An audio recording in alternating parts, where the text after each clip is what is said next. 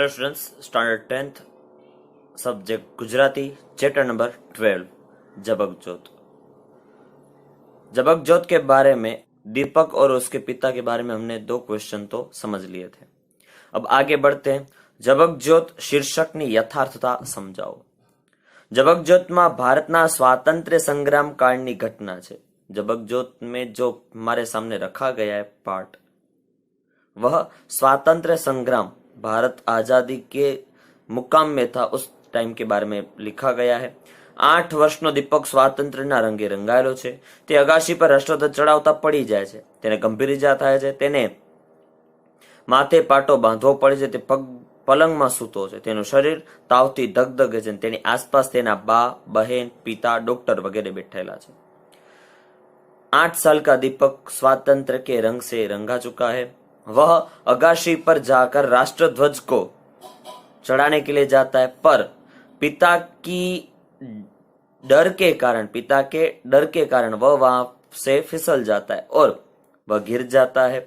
पलंग पर लेटा हुआ है। उनको बुखार भी आया हुआ है। उनके आसपास बाप, बहन, पिता, डॉक्टर वगैरह बैठे हुए। ऐसी वेदना में राष्ट्रध्वज, सायमरस गज, राष्ट्र भावनाना गीतो, गांधीजी वगैरह बातें उनके मन में दोहरा रही है। दीपकना पिता अंग्रेज सरकारना अधिकारी छे।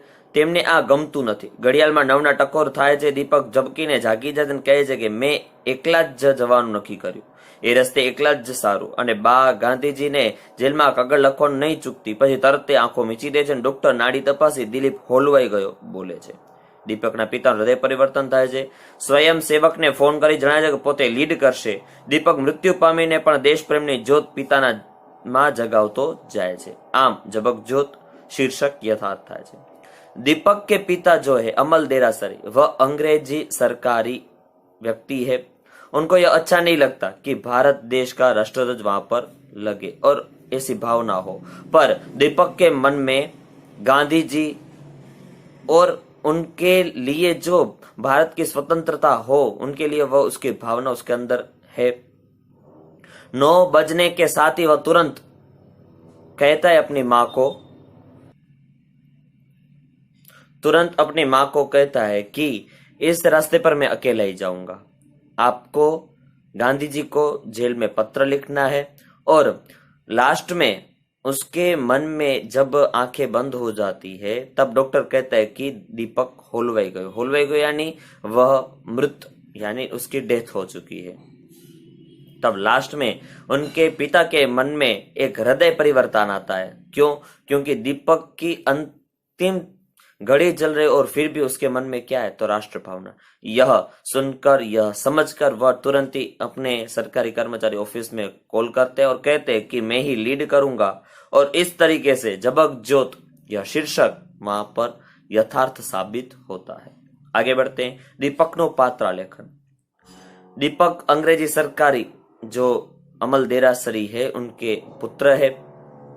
8 साल का वह व्यक्ति के मन में राष्ट्रध्वज की भावना जो रंग आ चुके उसके अंदर, वह इसके कारण वह अगासी में अपनी बहन के साथ राष्ट्रध्वज चढ़ाने के लिए जाता है।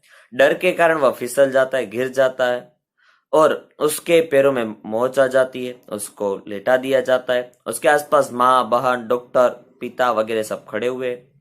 यहाँ पर उसके शरीर में बहुत बुखार आ चुका है। अपनी माँ को कहता है कि आप सब, सिर्फ पिता के अलावा आप सब मेरे साथ चलना। हम राष्ट्रध्वज को चढ़ाएंगे और हम भारत की स्वतंत्रता दिलवाएंगे।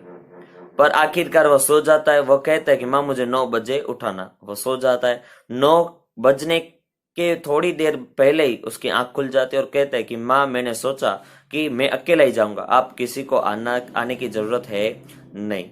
और कहता है लास्ट में कि आपको गांधी जी को एक पत्र लिखना है।